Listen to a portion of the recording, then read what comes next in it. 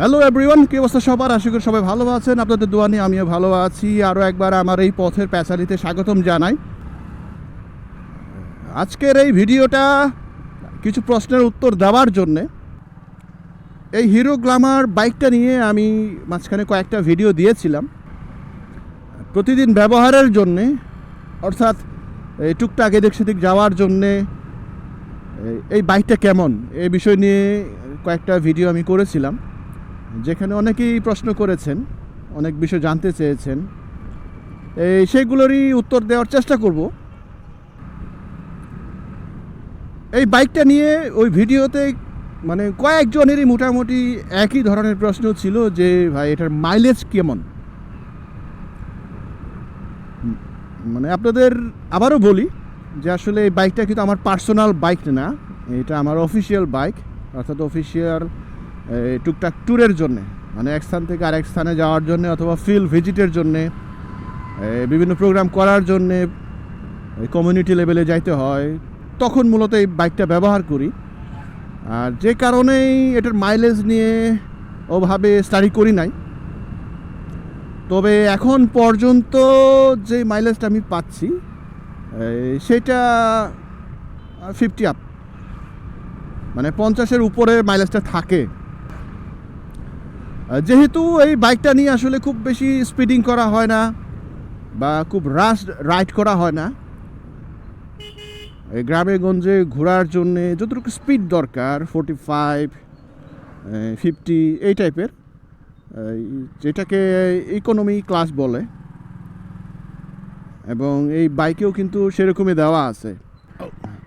এইখানে স্পিডোমিটারে একটা জায়গায় ইকোনমি লেখা আছে, সেটা হলো 35 থেকে 55 পর্যন্ত, এটা আরপিএম বলি বা স্পিড বলি। এই স্পিডে আপনি রাইড করলে ইকোনমি লেভেলের একটা মাইলেজ পাবেন। আর মূলত সেটাই করি, যে কারণে অ্যাভারেজে 50 আপ থাকে এটার মাইলেজ। আর হয়তো এর বেশিও যাইতে পারে, কিন্তু যেহেতু অফিসিয়াল বাইক আসলে কয়েকজনে ইউজ করি আমরা। ওয়াও, সুন্দর সরষে ফুল। হ্যাঁ, যেটা বলতেছি না যে আসলে কয়েকজনে বাইকটাকে রাইড করি, সেভাবে আসলে মেনটেনেন্স করা হয় না।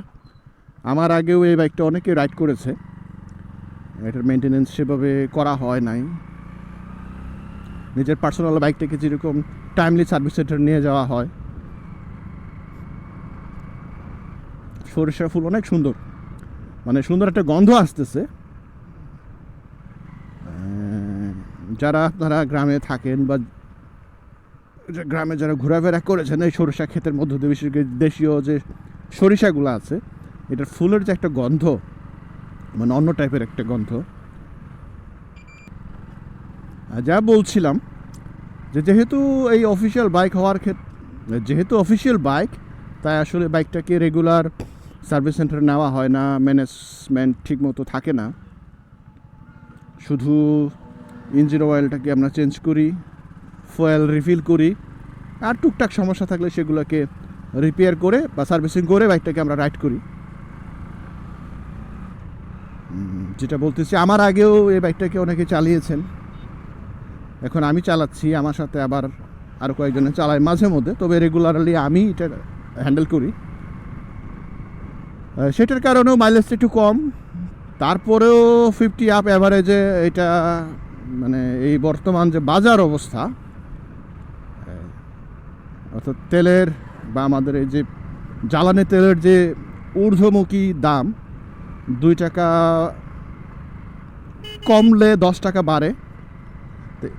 এই ধরনের অবস্থায় এই বাইকটা আসলেই খুবই কার্যকরী একটা বাইক। এটা শুধু আপনাকে আপনার টাইম সেভ করবে না, আপনার মানিও সেভ করবে। তারপরে অনেকেই প্রশ্ন করেছেন সেটা হলো যে এই বাইকটা কি আপডেট ফিচারওয়ালা বাইক কিনা। তাদের জন্য বলি যে বাইকটা আপডেট ফিচারওয়ালা বাইক না। বাইকের টুঙ্কি দেখলেই বা এই যে গ্ল্যামার লেখাটা দেখলেই বুঝতে পারবেন, কারণ বর্তমানের যে গ্ল্যামার বাইকটা, ওইটার এই গ্ল্যামার লেখাটা ওই 3D স্টিকার, আর এখানে আপডেট কোনো কিছু যুক্ত নাই। আর আপডেট বাইকে আসলে কি আছে সেটাও আমার খুব একটা ভালো জানা নাই। পরের প্রশ্নটা হলো যে এই হিরো গ্ল্যামার অথবা হোন্ডা লিভো অথবা সুজুকি হায়াতে কোন বাইকটা আসলে প্রতিদিন ব্যবহারের জন্য ভালো? আমি বলবো যে কোনটা ভালো কোনটা মন্দ এটা আমি মানে আমার কাছে এটার কোনো সাজেশন নাই। মানে এই সেগমেন্টের 125 সেগমেন্টের মোটামুটি রেগুলার ইউজের জন্যে এই যে কয়টা নাম বললাম, এই ডিসকভার 125, হোন্ডা লিভো 125, তারপরে হোন্ডা সিভি শাইন, এই তারপরে সুজুকি হায়াতে, এইসব বাইকগুলাই মোটামুটি সেম ক্যাটাগরির। শুধু কেনার আগে দেখবেন যে আপনার সার্ভিসিংয়ের বা সার্ভিস অ্যাভেলেবিলিটি আপনার আশেপাশে আছে কি না, বাইকটাকে আপনি সার্ভিস করাতে পারবেন কি না, পার্টসপাতি ঠিকঠাক মতো পান কি না, এইগুলো একটু বিবেচনা করবেন বাইক কেনার ক্ষেত্রে, যে বাইকই কিনেন। এই কারণ বাইক আপনি রাইড করলে বাইকের সমস্যা হবে, বিভিন্ন পার্টস চেঞ্জ করতে হবে,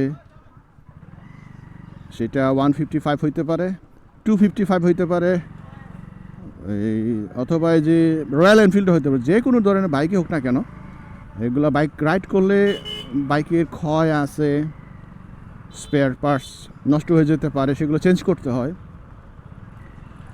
যত দামি বাইকই হোক বা যত কম দামি বাইক হোক, যদি এর পার্টস পাতি ঠিকঠাক মতো পাওয়া না যায়, সার্ভিস যদি না পান, সব টাকাই আসলে জ্বলে যায়।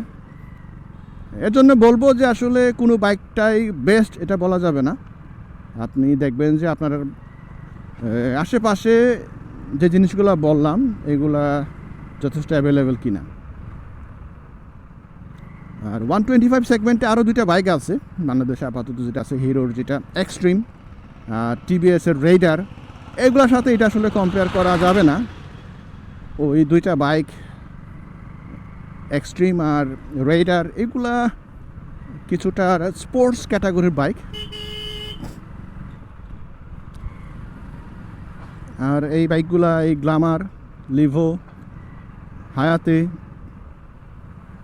তারপরে কি বললাম বাজাজ ডিসকভার, এইগুলা হলো কমিউটার লেভেলের বাইক।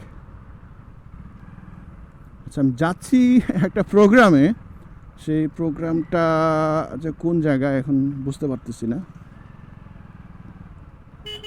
আমি ফেরার পথে আবার এই বিষয় নিয়ে আলোচনা করব। আপাতত এই টপিকটা এখানে রাখি।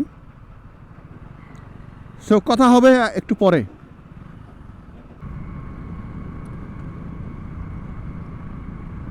আমার প্রোগ্রাম শেষ, আবার অফিসের দিকে ফিরতেছি।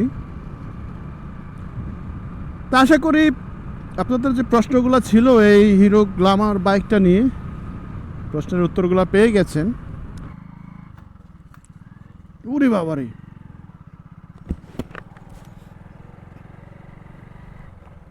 এই তুমি তো অনেক জোরে চালাইতে পারো সাইকেল, মোটরসাইকেল চালাবেন নাকি? সাইকেল রাইড করতাম, তখন এরকম মোটরসাইকেল দেখলে বা অন্য কোনো ভেহিকেল দেখলে তার সাথে একটু কম্পিটিশনের চেষ্টা করতাম। তখন তো বুঝতাম না আসলে যে ইঞ্জিনের যে ক্ষমতা আর মানুষের যে ক্ষমতা এটা অনেক ফারাক। তারপরেও চেষ্টা করতাম পিছন পিছন যাওয়ার জন্য। এইটাই আসলে হিউম্যান টেন্ডেন্সি, এটা যে কোনো জায়গাতেই হোক। যারা এরকম বাইক ভালোবাসে, বাইসাইকেল ভালোবাসে, তাদের ভিতরে একটু স্পিডিং করার প্রবণতা থাকেই। এটা ছোট হোক আর বড় হোক, এটা বাংলাদেশে হোক আর বাংলাদেশের বাইরে হোক, সব জায়গায়। আপাতত আজকের ভিডিও এখানেই শেষ করছি। আবারও দেখা হবে, কথা হবে পরবর্তী কোনো পথের পেছালিতে, পরবর্তী কোনো বিষয় নিয়ে। সে পর্যন্ত ভালো থাকবেন, সুস্থ থাকবেন, নিরাপদে থাকবেন। আর দূরত্ব যতই হোক, স্বল্প হোক বা লম্বা হোক, অবশ্যই অবশ্যই হেলমেট পরিধান করে বাইক রাইড করবেন।